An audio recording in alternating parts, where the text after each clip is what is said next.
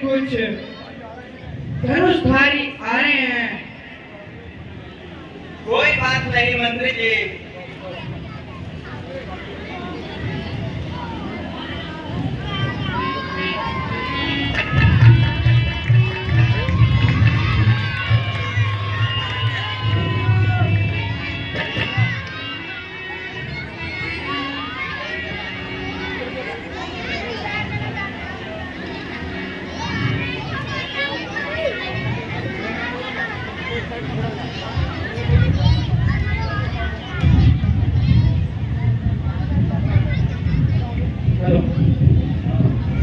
प्रणाम भगवान, मेरे धन्य भाग है जो आपने इस पवित्र स्थान को अपने चरणों से पवित्र किया है।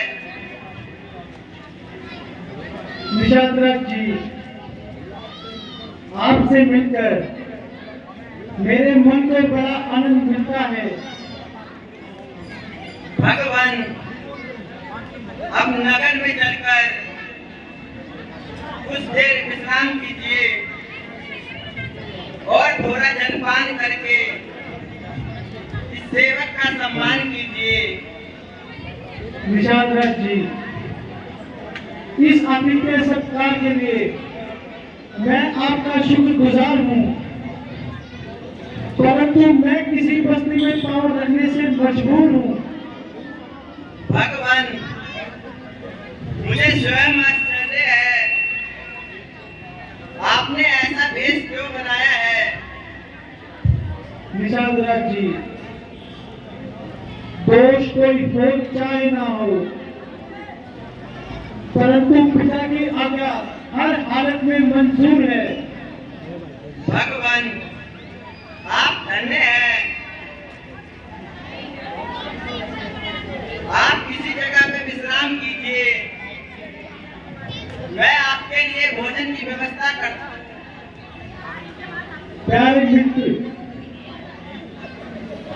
हम यहीं से कुछ फल खा लेंगे और अपने पेट की अग्नि को बुझा देंगे। आप यहाँ आराम कीजिए और अब हमारा प्रणाम दीजिए। भगवान, तो नहीं चाहता, परंतु आपकी आज्ञा है, इसलिए जाता हूँ। हाँ निषादराज जी, आप हमारी ओर से बिल्कुल निश्चिंत रहिए।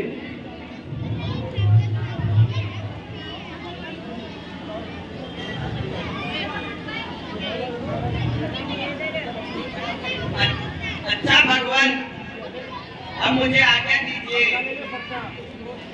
और किसी भी चीज की जरूरत हो तो मुझे हुक्म दीजिए। नहीं निषादराज जी, आप जाइए और आराम कीजिए। ठीक है भगवान।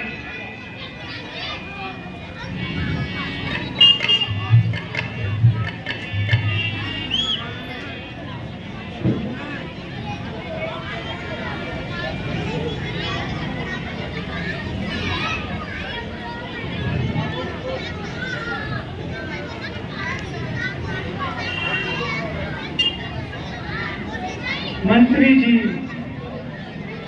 अब आप वापस अयोध्या लौट जाइए और पिताजी की दीद बनाइए। भगवान, मैं आपसे विनती करता हूँ, आशा है आप मंजूर करेंगे। कहिए मंत्री जी, आशा है आप कोई नेक बात ही प्रकट करेंगे। बेटा, हो गई कई की आज्ञा, वन में सरकार विराज चुके, बहुत तेरे हृदय गगन पे बरसातों के धन गा चुके। अब चलिए महलों को चलिए, जनता जीवित हो जाएगी, अपने राजा को समा मध्य वही मुकुट पहनाएगी। मंत्री जी, मंत्री यदि आप हमको चाहते हैं तो हम इस चाहत के नाते तुमसे यही मांगते हैं, जितनी जल्दी जा सकते हो उतनी जल्दी घर जाओ। तुम 14 वर्षों के लिए इस राघव को बिसराओ। तुम बेटा, अगर 14 वर्ष पूरे ना हुए तो भी आपको इस तरह बेफालतू की हद नहीं करनी चाहिए। मंत्री जी, अगर यही सबक किसी साधारण मनुष्य के मुख से निकलते तो शायद मुझे कोई अफसोस न होता। मंत्री जी, आपकी कोशिश बिल्कुल फिजूल है। जब तक मुझ में दम है, बिना 14 वर्ष समाप्त किए अयोध्या में कदम रखना मेरे लिए कसम है। भगवान कृपा कीजिए, वैदेही बेटी कोमल में रोके हम देख नहीं सकते।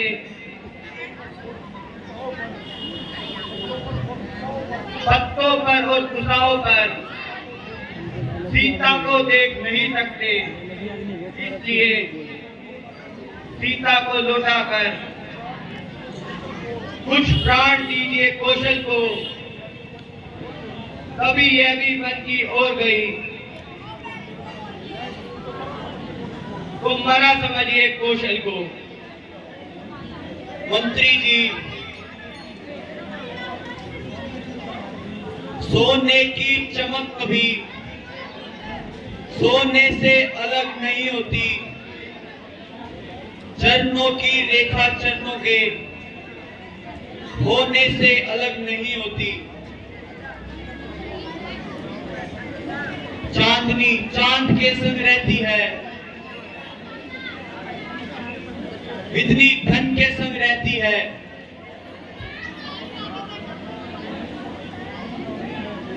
पत्नी पति की अनुगामी है।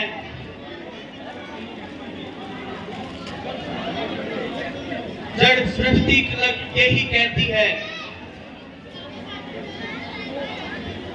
मंत्री जी, कहना माता केकई से घी के चिराग चलवाएंगे, हम काटे से को निकल गए, निष्कंटक राज चलाए गए। मंत्री जी, वह भी कह देना क्षमा करे, हम बेटे हैं वो महतारी है, जो कृपा उन्होंने हम पर की हम उसके भी आभारी है।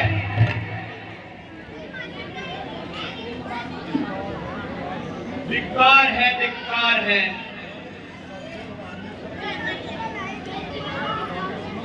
हे हवा के सुवन, तुम्हें बार बार धिक्कार है। कुछ समझ में नहीं आता। हे विधाता, ऐसे समय में क्या करूं?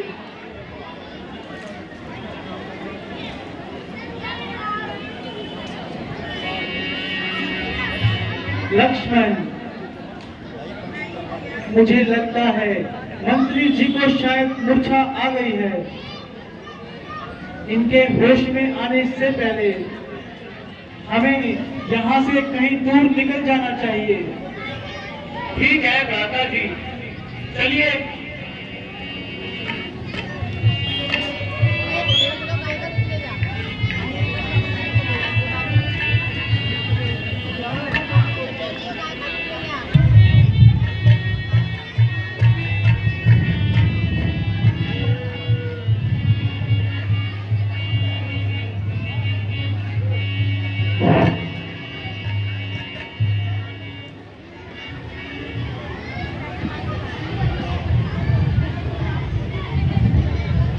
लक्ष्मण,